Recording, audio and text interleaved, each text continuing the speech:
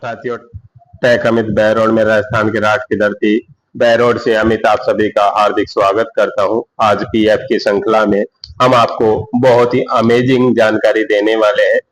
किसी भी एम्प्लॉय का 58 साल के बाद में पीएफ डिडक्ट हो जाए और वो उसकी सर्विस 9.5 साल पूरी नहीं हुई हो तो उसका पैसा किस प्रकार से आप पूरा निकाल सकते हैं, ये जानकारी देने वाले हैं।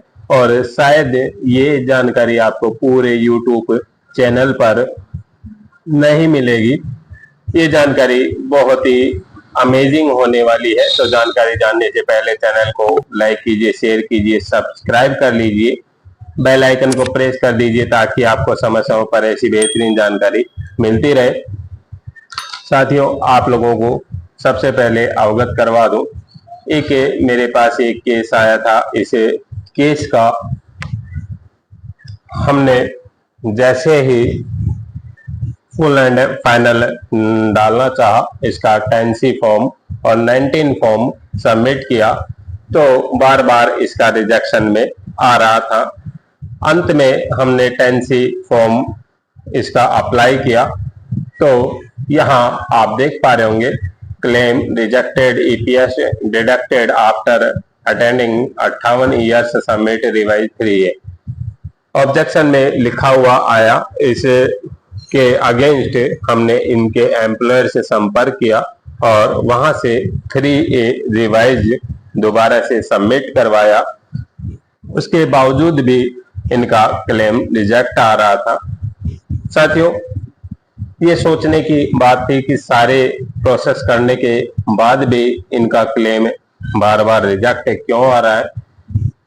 तो इसके रिसर्च करते करते हम इसे कंक्लूजन पर पहुंचे और अंत में पता चला कि एम्प्लॉय की 58 साल के बाद में पीएफ डिडक्ट कर दिया गया है, जबकि उसकी सर्विस 4.5 साल की है। उसकी सर्विस 4.5 साल की है और 58 साल के बाद में उसका पीएफ डिडक्ट हुआ है। तो अब वो पेंशन स्कीम में नहीं आता है, क्योंकि पेंशन स्कीम के लिए 9.5 साल की सर्विस का होना अनिवार्य है। अब उसका फॉर्म 19 और 10C जैसे ही हम अप्लाई कर रहे थे तो उनका क्लेम इसलिए रिजेक्ट आ रहा था। निष्कर्ष ये निकला कि अब इसका एम्प्लॉय का पीएफ किस प्रकार से क्लेम्ड हो, किस प्रकार से पास हो। तो हमने इसमें ईपीएफ एक्ट 952 को थोड़ा सा गहराई से हमने रीड किया, अध्ययन किया, तो पाया कि इसका भी एक समाधान है और वो समाधान आज हम आप लोगों को बताने वाले हैं। समाधान क्या है कि आप ऐसे केस में अपने संबंधित एम्प्लॉयर के पास एक लेटर हेड पर एनओसी बनवाइए। NOC, no objection certificate.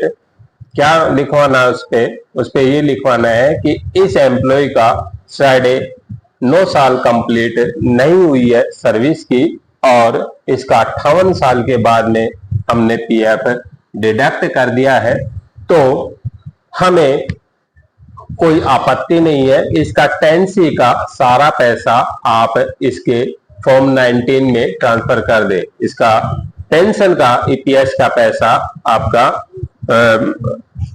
PF account में ट्रांसफर कर दे। जैसे ही ये लेटर हेड पे आपको एनओसी उनसे लिखवा लेनी है। उस एनओसी के साथ में आपको आधार कार्ड, एम्प्लॉय का पैन कार्ड और उसके बैंक पासबुक ये उसके साथ अटैच कर दें। अटैच करने के बाद संबंधित पीएफ डिपार्टमेंट में उसको जमा करवा दें। विद इन आपका 20 डेज में आपके का जो केस है वो बहाल हो जाएगा, उसका समाधान हो जाएगा और 10C का पैसा 19 में ट्रांसफर कर दिया जाएगा। अब आपको केवल फॉर्म 19 को ही अप्लाई करना है, फॉर्म 19 को ही क्लेम करना है और जैसे ही वो फॉर्म 19 को क्लेम करेंगे तो विद इन वर्किंग डे आपका एक सप्ताह मैक्सिमम आपका पैसा अकाउंट में आ जाएगा। फिर भी यदि किसी कारणवश आपका पैसा रुकता है तो आप सिंपल ऑफलाइन फॉर्म फिल कीजिए, फॉर्म 19 ऑफलाइन फिल कीजिए और उसके साथ अपना आधार कार्ड, पैन कार्ड और बैंक की पासबुक अटैच कीजिए और संबंधित आपके पीएफ कार्यालय में जमा करवा दीजिए। उससे भी आपका क्लेम पास हो जाएगा।